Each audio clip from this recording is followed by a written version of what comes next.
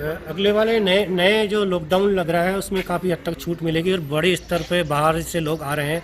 तो कुल मिलाकर जो प्रशासन की एक बड़ी रणनीति पर काम करना शुरू कर दिया है कि किस तरह लोगों को क्वारंटाइन किया जाए। सबसे बड़ी प्राथमिकता प्रशासन की यह है कि जिन लोगों के पास होम क्वारंटाइन की सुविधा है उन लोगों को होम क्वारंटाइन ही करने का प्रयास किया जाएगा, और जिन लोगों के पास होम क्वारंटाइन की सुविधा नहीं होगी उन्हें प्रशासन की ओर से चिन्हित अधिकृत क्वारंटाइन सेंटरों में रखा जाएगा। आज इस पूरी कवायद को लेकर उपखंड अधिकारी देविका तोमर की सदारत में एक विशेष बैठक उपखंड कार्यालय में हुई है, जिसमें विधायक सुरेश सिंह रावत, तहसीलदार पंकज बड़गुजर, सीआई राजेश मीणा, सीओ विनोद कुमार सीपा सहित पालिका और प्रशासन के आला अधिकारियों ने भाग लिया है।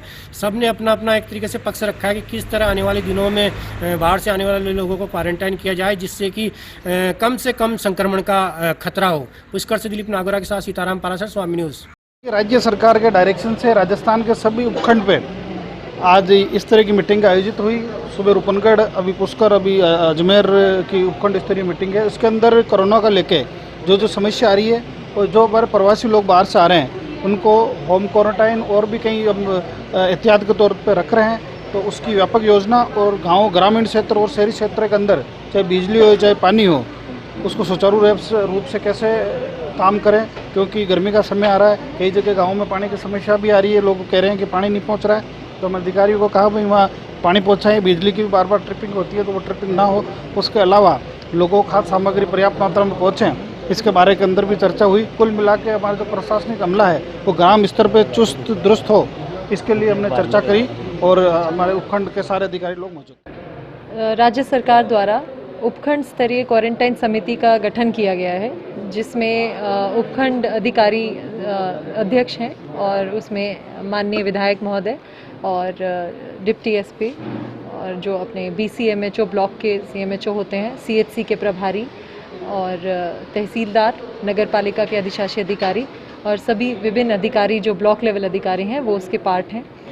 ब्लॉक लेवल क्वारंटाइन समिति का ये मेन काम है कि वो अपने ग्राम स्तरीय और ग्राम पंचायत स्तरीय क्वारंटाइन समिति का गठन भी करवे और साथ ही जितनी भी क्वारंटाइन सेंटर्स हैं उनका स्वयं निरीक्षण भी करे और विभिन्न स्तरों पे क्वारंटाइन सेंटर्स की गठन करे और चयनित करके उनको जो बाहर से आने वाले व्यक्ति हैं जिनके घरों में अगर सेल्फ आइसोलेशन के लिए और अलग से जगह नहीं है और वो एसिम्प्टोमेटिक पाए जाते हैं स्क्रीनिंग के पश्चात, उनको क्वारंटाइन सेंटर्स में रखा जाए।